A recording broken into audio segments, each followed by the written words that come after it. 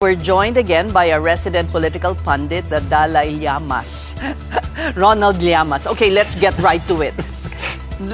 The two senators first. Senator Marcoleta, was that a lapse or was that an accommodation, I'm sure behind the scenes, the INC is talking to the powers that be. It could be all of the above. Dahil nga, parang nagiging tradisyon na yan eh. Oo nga. Pag yung mga matataas na politiko ay makukulong, biglang nakakasakit. At syempre, kung yung sakit mo ay pneumonia, no, bakit naman papasukin kahit sino, kahit senador pa yan, lalo na walang mask. So, parang matatanong mo seryoso ba yung sakit ng pneumonia? Or gusto lang magpahinga sa ospital? At saka para siyang nagkaroon ng executive check-up dahil pati yung mga disc problems, high cholesterol, etc. Siguro kinakailangan lang siguro sa mga ganyan next time, mga independent doctors na magche-check. Diba? Para masigurado na talagang may sakit nga. At saka gagawin yung mga protocols na hindi dahil senador ka, pwede ka na maglabas-masok doon sa ospital o doon sa kwarto. So kailangan, how will this be resolved in the next, linggo ba yung itatagal niya doon sa ospital o Hindi natin alam Pero hanggang walang independent na check-up, hindi natin malalaman kung ano ba talaga yung kanyang karamdaman. Sabi ko nga, nagiging tradisyon na yan pag nakukulong. And it's the ombudsman, the prosecutors who should be asking the court this, right? Yes. May kanya may proseso yan Hindi yan basta-basta ginagawa ng Parang, in a way, hindi rin napapaliwala din, di ba? Yung batas. Tama. Tama. Dahil, lalo na kung ikaw ay isang mataas na opisyal, dapat mas stricto dyan Dahil nakatingin yung buong bansa Na sinusunod mo ba yung mga protocol? Sinusunod mo ba yung mga rules? Sinusunod ba yung mga batas? Dapat mas may extra carefulness yung PNP or kung sino man yung humahawak doon sa may kaso. Ngayon naman, kay Senator Jinggoy Estrada, mahigpit yung korte. But he has two cases, di ba? Merong, one is plunder and the other is a lower... Graft. Graft, yeah. So, he can be granted bail for the lower offense, but there's plunder, which is not bailable. Yes. Mas expected naman yun yung ginawa ng Sandigan Bayan na nireject yung kanyang appeal na dumalo. Dahil pag ikaw ay nakasuhan ng plunder, malinaw yan sa batas, suspended yung functions mo as a senator. At yung pagdalo at pagboto ay suspended din. Kaya mahirap baluktutin yun. Dahil batas yan at may president yan. May mga senador na tumayo during the impeachment trial. But they have to go through the Sandigan Bayan, right? Yes. It's not their decision. Hindi. It's not the presiding officer's decision. Yes. At saka alam naman nila na mahigpit dyan. Pero siguro, kailangan lang nilang sabihin para alam naman ng kanilang kaalyado na hindi siya pinapabayaan. Nga, at the very least, ay inilaban na siya ay makadalo. No? Kahit alam nila na medyo malabo. Pero malaki bang kawalan sa minorya si Senator Marcoleta? Siguro dahil siya yung tag team ni Alan Peter dyan sa mga legal na mga usapin na yan, kahit hindi siya legal luminary. No? Kaya ngayon, ang naging tag team niya, yung kanyang kapatid. Ang problema, yung kanyang kapatid, medyo condescending sa mga kapwa-senador. Parang sinasabi, wala kayong alam dito sa mga judicial processes na ito, mag-aral kayo. No? Kaya yun yung sigurong kawalan. Pero in terms of numbers, ang desisyon naman kasi ni Presiding Judge Chis Escudero, 16 pa rin yung two-thirds. Kaya kahit wala si Marcoleta, si Bato, at saka si Jinggoy, it won't affect the voting to convict or not to convict. Unless may magsampa ng kaso sa Supreme Court at yung Supreme Court ay magpasya eventually kung ano ba talaga ang ibig sabihin ng two-thirds kung may 3 o 4 na wala. Sino lang ang may... Anybody can go to the Supreme Court. But kasi in the particular case of the petition questioning Chis Escudero as presiding officer, some legal experts say it should be parties involved, like maybe the vice president herself or a senator. Dito dapat Dapat ba ganun din? Hindi ko alam yung usapin dyan. Pero tingin ko walang kinabukasan yung kaso na final ni Torion. Dahil malinaw naman sa konstitusyon na aside dun sa impeachment ng presidente, no, ay silent kung sino magiging presiding judge. At dahil silent, mas nangingibabaw dyan yung nakalagay sa konstitusyon na yung Senado ang magpapasya ng kanilang rules governing itong impeachment. Yeah, no? pero the Supreme Court, for some, in the first impeachment case of the VP, kind of some legal luminaries thought sila? Overreach. Judicial overreach. Yes, correct. No? Pero baka iba ito. Ito kasi malinaw na sa usapin na yan, ang Senado ang maggagawa ng kanilang rules. Yung dun kasi sa impeachment a year ago, parang ang kinwestiyon dyan yung mga technicalities sa ginawa ng House. Pati yung calendar days, Yung calendar days, no, yung ganyan. Tapos yung right para to be heard. Kaya nagkaroon ng Justice Committee na hindi rin naman dumalo ang Vice President. Pero para sa kanya yun no, dahil nga dun sa a year ago na decision ng Supreme Court. Pero dito parang mas klaro ito na tingin ko hindi makikialam dyan sa usapin na yan. Dahil malinaw yung konstitusyon na ang Senado ang gagawa ng rules nila tungkol dyan. Ibang usapin yung sa 16. Yun, magiging justiciable na yun. Ibig sabihin, meron nang pwedeng magsampa ng kaso sa Supreme Court para linawin ano ba talaga yung 2/3. I wonder why wala pa. Maaga pa naman. Maaga pa. Isang linggo pa lang. Parang tatagal to, no? Kasi yung isang witness, 3 araw. Correct, no? Isang witness para i-real, para i-authenticate yung isang video na lahat tayo napanood. At sabi nga ni Robin Hood Padilla, nasan yung original? Well, hayaan mo siyang humingi nun. Well, parang walang original. it was pointed out by some that the irony of it all is it came from the Facebook page of Harry Roque. So, parang siya pa ang nakapagdiin sa kanyang Tsaka hindi alay. naman dinenay ng defense yung authenticity. Actually, humuhugot nga sila ron para ipakita. Correct. Kaya tingin ko hindi na debate yung yan. Ang mas ang debate dyan ay may context, kaya niya sinabi yun ang sinasabi nila. At saka, ng defense. yan ba ay high crime to merit a conviction, an impeachment? Mas yun ang issue nila. Although before, several yung sagot dyan ng Vice President. Una, yan ay hindi nangyari. Hindi ko sinabi. Kalawa, Wait, I want to go to that. I don't know that she ever denied it. Did she? Yeah. 5 yung kanyang denial. She denied that she said it? Yes, merong ganon. Tapos may hyperbole, may sinabi na out of context, misconstrued, may And sinabi na conditional. yan ay spliced, no? Conditional. May ganon? Yung splice, yun yung pinaka-latest. So, marami siyang paliwanag, pero hindi na yan ginamit ng defense. Ang ginamit na lang nila yung context at saka yung high crime. Paano pag ginamit pa nila yun, madudurog sila ron, ha? So, did the defense present, first witness pa lang to, and they have, 11 days to present Yes. other witnesses for this particular article. Parang maximum yata yun. No? Oo nga, maximum 11 days. Sa tingin mo, parang kumpiyansa ka na the prosecution already presented its case. Yes. Parang, Why? Why? No, originally nga, si Sulaika nga, hindi naman kasama yan Oo sa... nga. Dinagdag lang siya dahil nga nabanggit siya ng defense. Kaya kasalanan ng defense, ba't siya nadagdag?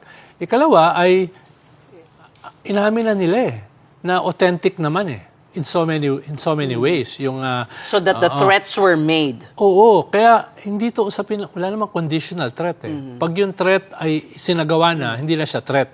Murder na siya. No? Kaya mahirap sabihin, ito ay conditional. No? Ikalawa, yung sinasabi nila na nag-hire ba talaga ng assassin? Immaterial yun The threat remains Whether You may think so? na-hire o nawala. Pandagdag na lang yon. Yung sinasabi nila na, uy, may nakausap kami. Meron kami na investigahan. But it seems like they will go there. Muka. Hindi pa natin alam kung ano talaga yon. Pero sabi yata ng NBI, meron silang nakausap na talagang kinausap daw no para gawin. But it's not clear if they will present that person or just the NBI. Hindi ko alam. Hindi pa ganun kalinaw Nainip ka ba dun sa... Medyo. Paano? Binilang ko yung lahat ng objection ni CJ Narbasa. 49 yung objection niya. Siyempre, yung mga nanonood, ano ba yun? No? Parang dinedeny mo na yung ebidensya. No? Si Prof. Tamase ng UP College of Law said that the court is veering on over-proceduralization Tingin to ko, the detriment of the public. Tingin ko magkaiba yung framework ng prosecution tsaka ng defense. Siguro baka rin yung experience at tsaka yung edad. Yung prosecution, mas binabalansin nila yung impeachment as a judicial process and as a political process. And talking to the people, no? Yes. Oo. Yung defense, mas ang focus nila as a judicial process. Hindi naman to RTC court hearing na mas marami kang objection, baka mas maganda. Pero dito kasi, ang tingin ng mga nanonood, teka, ayaw ba nilang lumabas yung ebidensya? No? Yung ganun ba? Tapos makikita mo rin sa speeches, halimbawa si Congresswoman Luistro, pinaliwanag niya yung usapin ng accountability, ng impeachment sa karaniwang tao, sa mga Pilipino. Ganun din si Ligutan, ganun din in a way si Chel Jokno. And also, Congressman Defensor. Yes. Halimbawa, si Attorney Sison, meron siyang malaking non-sequitur nung simula. 30 million ang boto niya. Wala naman kinalaman yun dito sa impeachment. Kung 30 million ang boto mo o 40 million. No? Higit sa mga boto ninyong lahat. Baka nga mas kinakailangan dumaan sa impeachment dahil breach of public trust. Kung mas maraming bumoto sa'yo. Kaya baka usapin dito, experience. Yung mga nasa prosecution, baka mas may experience sa pagbalanse ng dalawa. Itong mga bata, baka hindi pa ganon. No?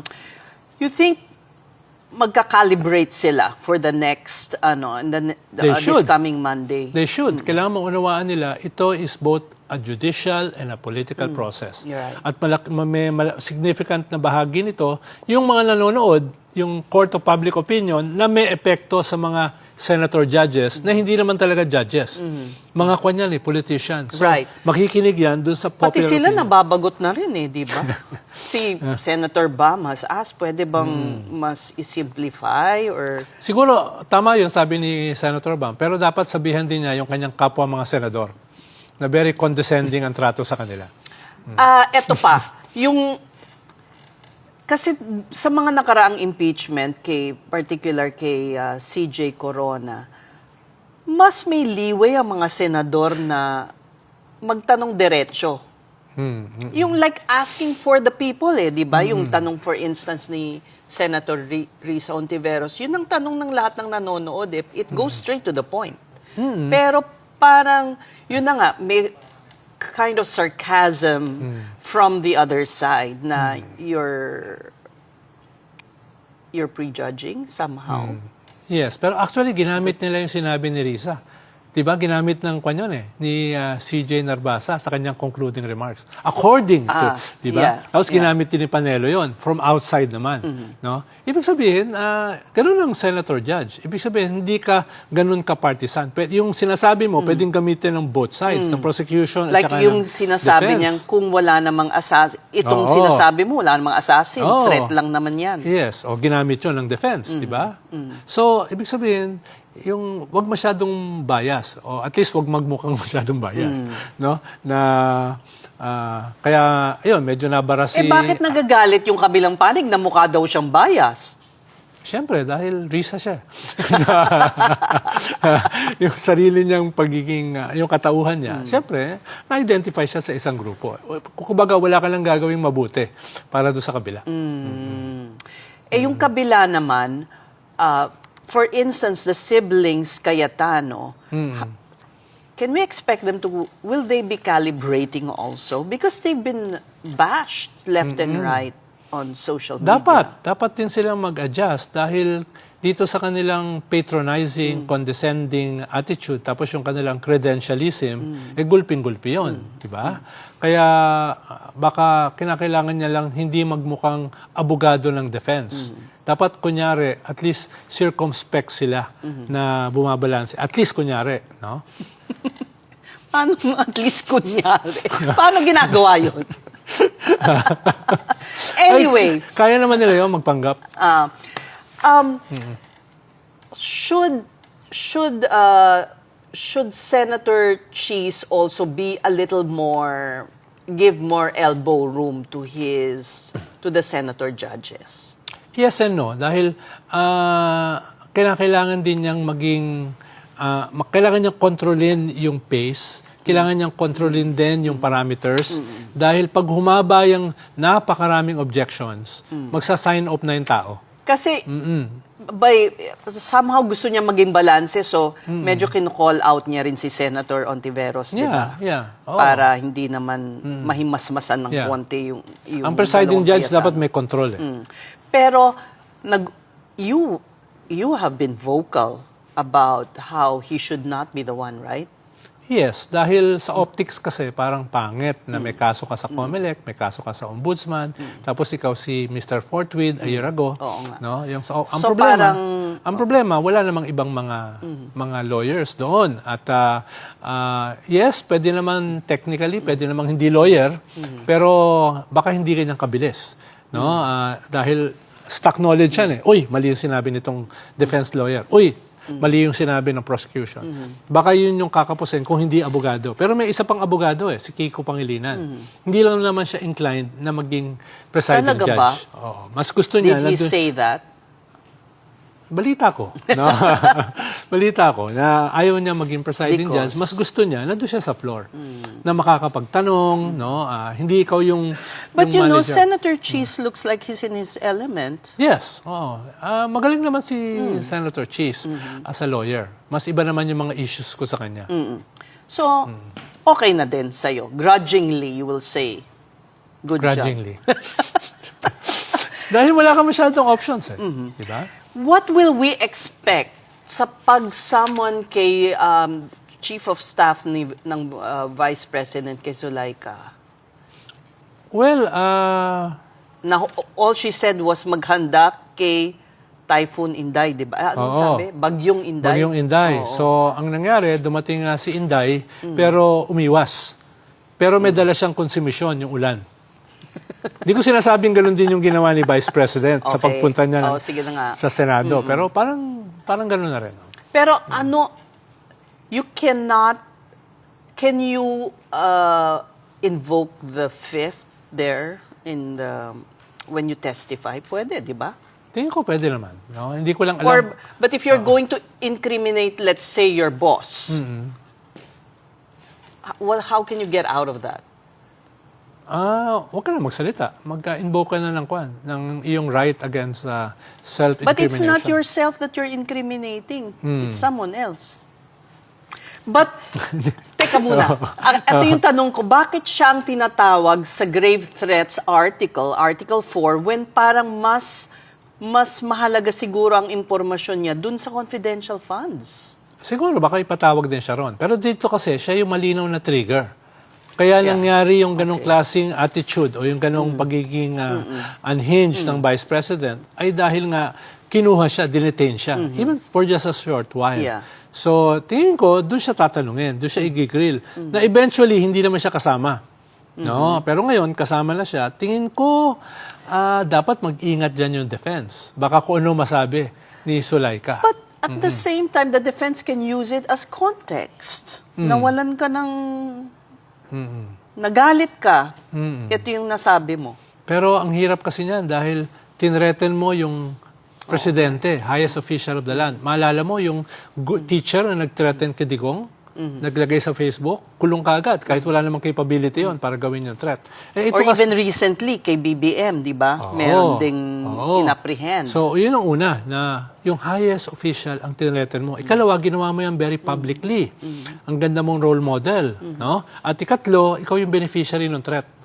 Kung may nangyari sa presidente, ikaw kagad ang papalit. So, very compelling nga na intent and capability. So this is why the prosecution chose this Article 4 to start with. Sa tingin mo? Possibly dahil siya yung pinakamadaling patunayan dahil lahat tayo napanood yun. No? Kaya nga nag-grapple yung defense paano siya imamasahe.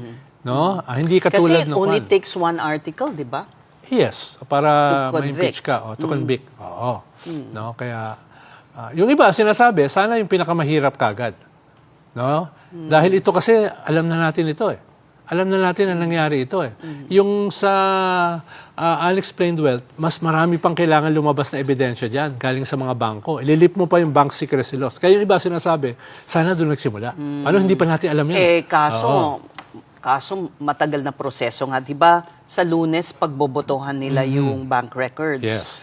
So, what do you think? Do you expect the vote to be they will put it to a vote, right? Yes. Simple majority lang naman yun eh. So they have the majority. Yes. Unless may members ng majority na hindi boboto. Posible rin yun.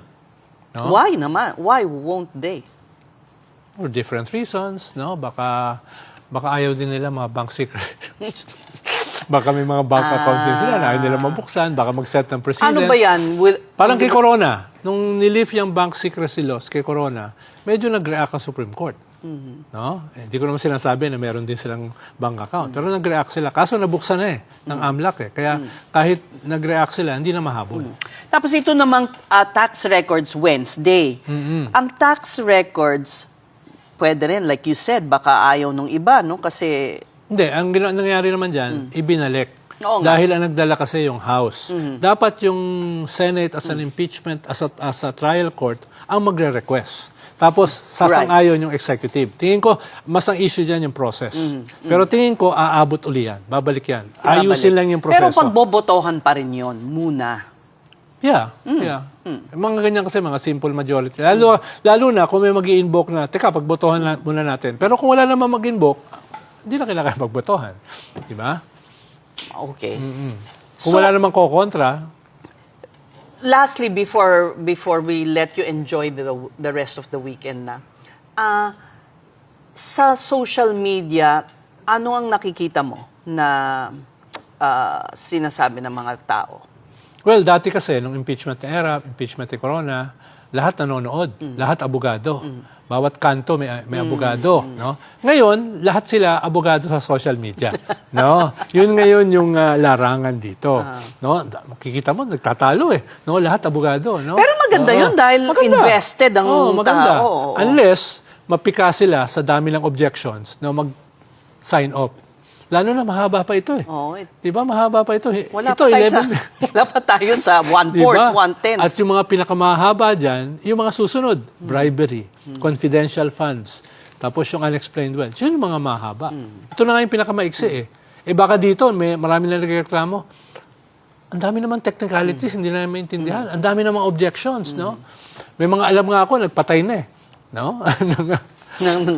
ng pinapanood, no? And some of them are mga media people.